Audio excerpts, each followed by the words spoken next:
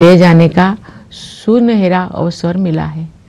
हमारा लक्ष्यों को प्राप्त करने के लिए प्रत्येक नागरिक का योगदान महत्वपूर्ण होगा।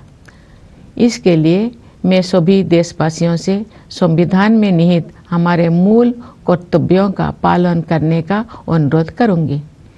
ये कर्तव्य आज़ादी के 100 वर्ष पूरी होने तक भारत को एक विकसित राष्ट्र बनाने की दिशा में प्रत्येक नागरिक के हमारे लोकतंत्रों का अंतर्निहित आयाम है। हमारे विविधता का ये उत्सव समता पर आधारित है, जिसे न्याय द्वारा संरक्षित किया जाता है। ये सब स्वतंत्रता की वातावरण में ही संभव हो पाता है। इन मूल्यों और सिद्धांतों की समग्रता ही हमारी भारतीयता का आधार है।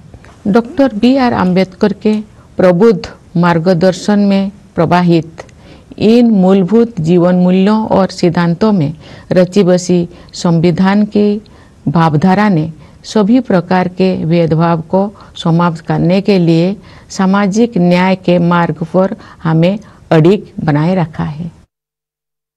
राजकुमार भाटी, ये रघुराज की कृपा है या रघुराज का प्रताप है कि बीजेपी जो है वो सत्ता में बार बार आई?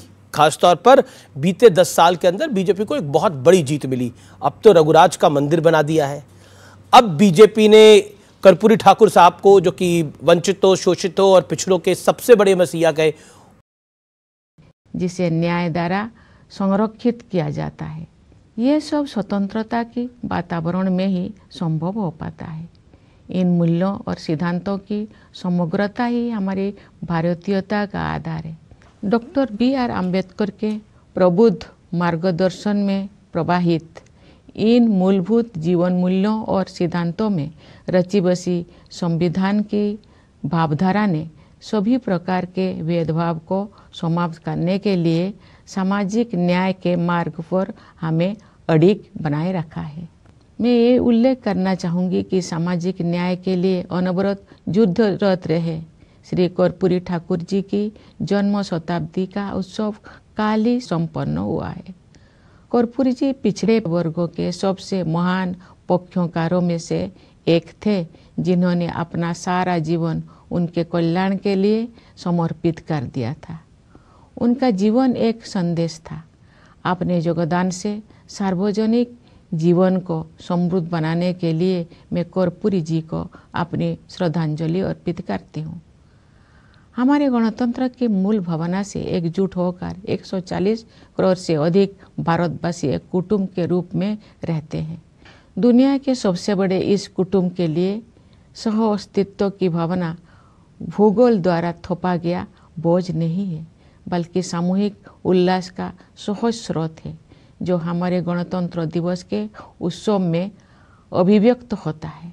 इस सप्ताह के आरंभ में हम सबने अयोध्या में प्रभु श्री राम के जन्म स्थान पर निर्मित भव्य मंदिर में स्थापित मूर्ति की प्राण प्रतिष्ठा का ऐतिहासिक समारोह देखा। भविष्य में जब इस घटना को व्यापक परिप्रेक्ष्य में देखा जाएगा, तब इतिहासकार भारत द्वारा अपने सभ्यतागत विरासत की निरंतर खोज में युगांतकारी आयोजन के रूप में इसका विवेचन करेंगे। उचित न्यायिक प्रक्रिया और देश के उच्चतम न्यायालय के निर्णय के बाद मंदिर का निर्माण कार्य आरंभ हुआ। अब ये एक भव्य संरचना के रूप में शोभायमान है। ये मंदिर न केवल जन जन की आस्था को व्यक्त करता है, बल्कि न्यायिक प्रक्रिया में हमारे देशवासियों की अगाध आस्था का प्रमाण भी है। प्यारे देशवासियों, हमारे राष्ट्रीय त्यौहार ऐसे महत्वपूर्ण अवसर होते हैं जब हम अतीत पर भी दृष्टिपात करते हैं और भविष्य की ओर भी देखते हैं।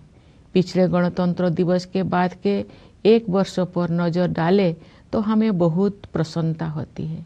भारत की अध्यक्षता में दिल्ली में G20 शिखर सम्मेलन का सफल आयोजन एक अभूतपूर्व उपलब्धि थी। G20 से जुड़े आयोजनों में जन सामान्यों की भागीदारी विशेष रूप से उल्लेखनीय है। इन आयोजनों में विचारों और सुझावों का प्रभाव ऊपर से नीचे की ओर नहीं, बल्कि नीचे से ऊपर की ओर था। उस भव्य आयोजन से ये सीख भी मिली है कि सामान्य नागरिकों को भी ऐसे गहन तथा अंतर्राष्ट्रीय महत्व के मुद्दे में भागीदार बनाया जा सकता है, जिसका प्रभाव अंततः उनके अपने भविष्य पर पड़ता है। G20 शिखर सम्मेलन के माध्यम से ग्लोबल साउथ की आवाज़ के रूप में भारत के अभ्युदय को भी बढ़ावा मिला, जिससे अंतर्राष्ट्रीय संवाद की प्रक्रिया में एक आवश्यक तत्व का समावेश हुआ। जब संसद ने ऐतिहासिक महिला आरक्षण विधेयक पारित किया तो हमारा देश स्त्री पुरुष समानता के आदर्शों की ओर आगे बढ़ा। मेरा मानना है कि नारी शक्ति बंधन अधिनियम महिला सशक्तिकरण का एक क्रांतिकारी माध्यम सिद्ध होगा। इससे हमारे शासन की प्रक्रियाओं को बेहतर बनाने में भी बहुत सहायता मिलेगी।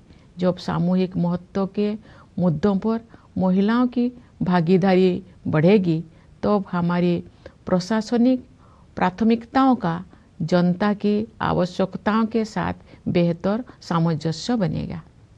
इसी अवधि में भारत चंद्रमा के दक्षिणी ध्रुव के क्षेत्र पर उतरने वाला पहले देश बना। चंद्रयान-3 के बाद इसरो ने एक सौर मिशन भी शुरू किया। हाल ही में